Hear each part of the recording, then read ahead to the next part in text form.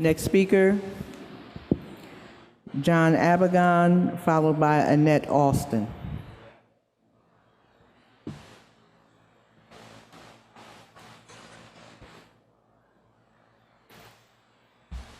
Good evening. Good evening. On behalf of the members of the NTU, I want to congratulate and welcome the newly elected school board members to the advisory board, and to welcome the return of Tony Baskerville to the chair and Krista Fonseca as vice chair.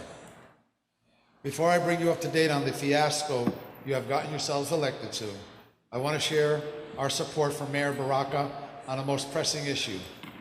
Reading from today's press release by Mayor Baraka, quote, "The amount to be raised by local property taxes in 16-17 school year in the budget proposed by the state-controlled NPS is 10.3% higher than the previous school year. This increase from 115 million to 127 million will cause higher tax bills in both 16 and 17 for Newark residents and businesses. The school portion of property tax bills for residents in this city will be increased by 6.20%. Under this budget, the people of Newark are being forced to pay for bad decisions by state officials, including the hole left in the budget by state-appointed Superintendent Cammie Anderson, One Newark Plan, the UP list. Cammie Anderson forced the Newark Public Schools to pay twice for every unassigned teacher on the list, and the expansion of charter schools without regard for the impact of that expansion on the budget of the remaining traditional public schools. It is the responsibility of the state, not Newark taxpayers, teachers, aides, or clerks, or any other public school employee still without a contract, to eliminate the need for a school tax increase. Along with the mayor, we urge the NPS and this board to delay final submission of the school budget to give the state time to come up with revenues needed to avoid a tax increase, further cuts, and further delay of contract negotiations with NPS employees who are working with an expired contract.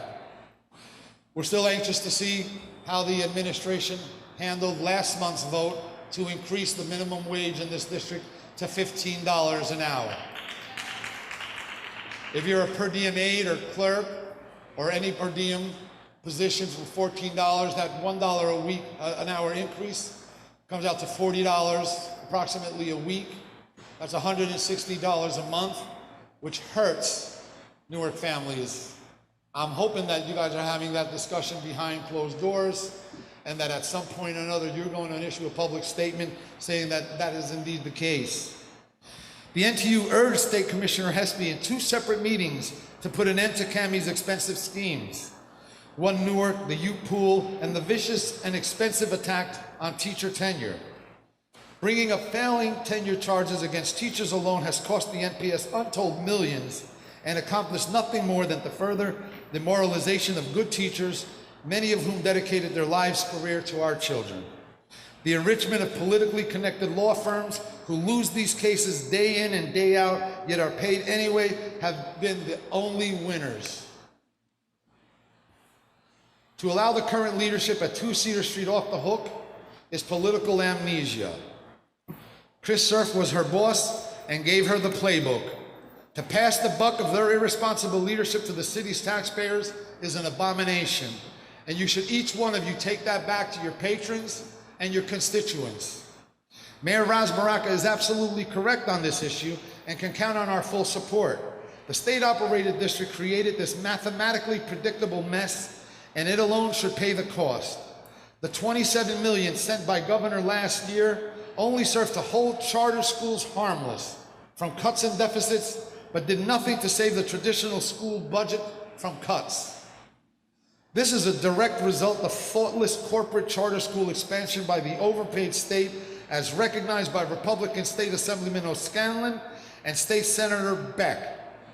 Both argued successfully that charter expansion in their districts would have a negative impact on their school budget.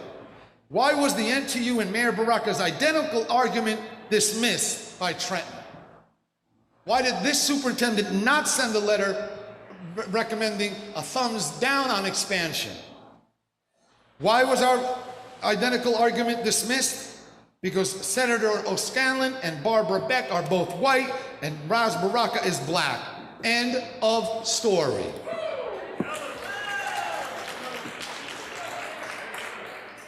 NTU members are tired of having their entire day co-opted by failed reform schemes dreamed up by people who have no business being in education. They're tired of seeing their paychecks remain stagnant while their cost of living goes skyward and their employers fund an infinite number of assistant superintendents and assistants to the assistant's assistant, while all the while watching co-workers get laid off due to economic reasons. Millions and millions of dollars paid out to consultants. Blame the teachers.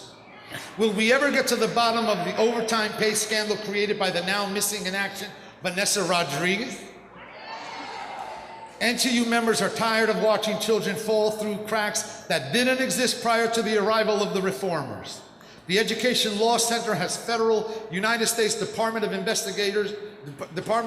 Education investigators keeping a close eye on the dubious operations of the Office of Special Ed. State arbitrators pointed out that the NPS illegally fired attendance counselors, and yet nothing is being done to bring them back. Students and staff are routinely attacked in and outside of school property, and yet NPS forces local administrators to hush it up or even turn the tables on staff, scaring them into believing that they will be disciplined for some failure of theirs to prevent the attacks and robberies. Like rape victims who are blamed by the prosecutor, they are twice violated, once by the attacker and again by the people responsible for their safety. It's been over a month now. Anyone see any new lead water filters delivered to their schools? Still drinking water from that carton of expired FEMA water? Every local school district in this state has a mandatory 2% spending cap, and the Newark Public Schools has lead in their water fountains. Students and school staff depend upon the kindness of strangers to provide drinkable bottled water like some third world country. Newark Public Schools have also had to lay off teachers and other staff, and your schools have to hold bake sales because of the state-imposed budget cuts. Meanwhile, over on South Orange Avenue, corporate charter schools in Newark are having a field day. The money just keeps on flowing. KIPP Incorporated Charter School, for example, just built a brand new $24 million athletic field directly in front of Westside High School, which doesn't have its own or safe drinking water. How's that for in your face?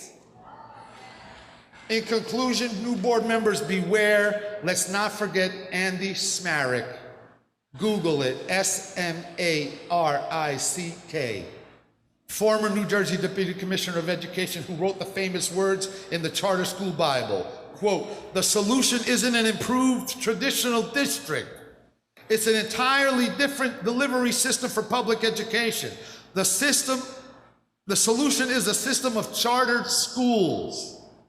It's never their intention to fix the traditional schools. Never was." He wrote those words as Deputy Commissioner of Education, working under Christopher Surf and the prior administration down in Trenton in 2008. The solution isn't an improved traditional district. They didn't want to have anything to do with improving the district to begin with. When you look at everything that has happened since the arrival of the now discredited Cammie Anderson, the installation of Pink Hula Hoop and others at 60 Park Place in Newark. 60 Park Place in Newark. That's their little hangout, okay? The pattern of negligence was never not intentional. This current condition we find ourselves in was the goal. Board members and those who supported you, it will be incumbent upon all of you now to demonstrate the true purpose of this newfound cooperative spirit, to push for the day that a citizen of Newark can run for a board member on a KIPP or North Star board. To push for an advancement of the day Newark citizens will be invited to participate in charter school board meetings, publicly review, discuss, and debate their charter school budgets. Corporate charter school advocates are quick to try and convince us that charter schools are public schools. Well, if that's true, then start acting like one and let the people see your books.